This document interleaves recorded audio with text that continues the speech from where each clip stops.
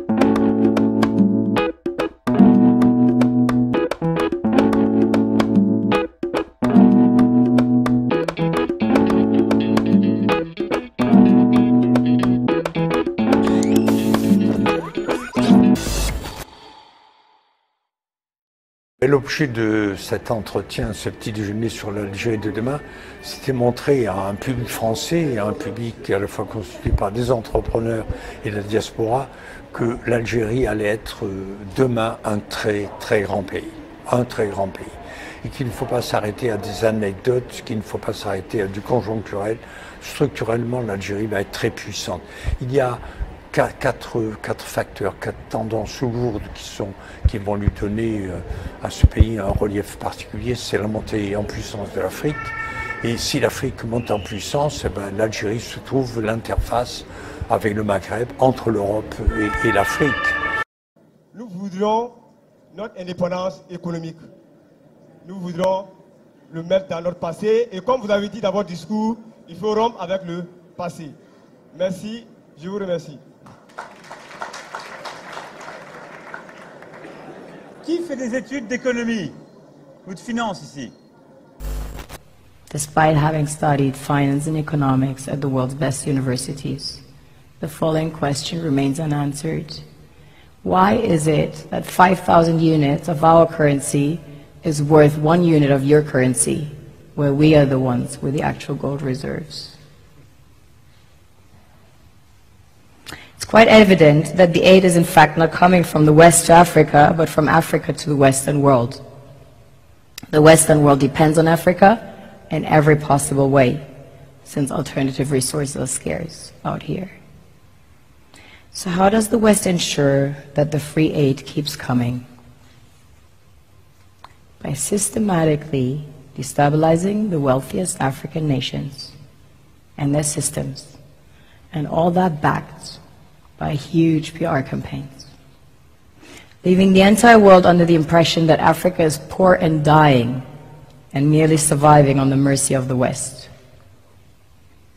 Well done, Oxfam, UNICEF, Red Cross, Life Aid, and all the other organizations that continuously run multi-million-dollar advertisement campaigns depicting charity porn to sustain that image of Africa globally. Ad campaigns paid for by innocent people under the impression to help with their donations. While one hand gives under the flashing lights of cameras, the other takes in the shadows. We all know the dollar is worthless, while the euro is merely charged with German intellect and technology, and maybe some Italian pasta. How can one expect donations from nations that have so little? It's super sweet of you to come with your colored paper in exchange for our gold and diamonds. But instead, you should come empty-handed, filled with integrity and honor. We want to share with you our wealth and invite you to share with us. The perception is that a healthy and striving Africa would not disperse its resources as freely and cheaply, which is logical. Of course, it would instead sell its resources at world market prices, which in turn would destabilize and weaken Western economies. established on the post-colonial free meal system.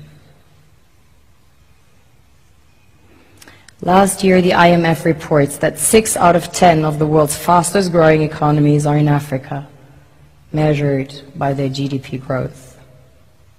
The French Treasury, for example, is receiving about $500 billion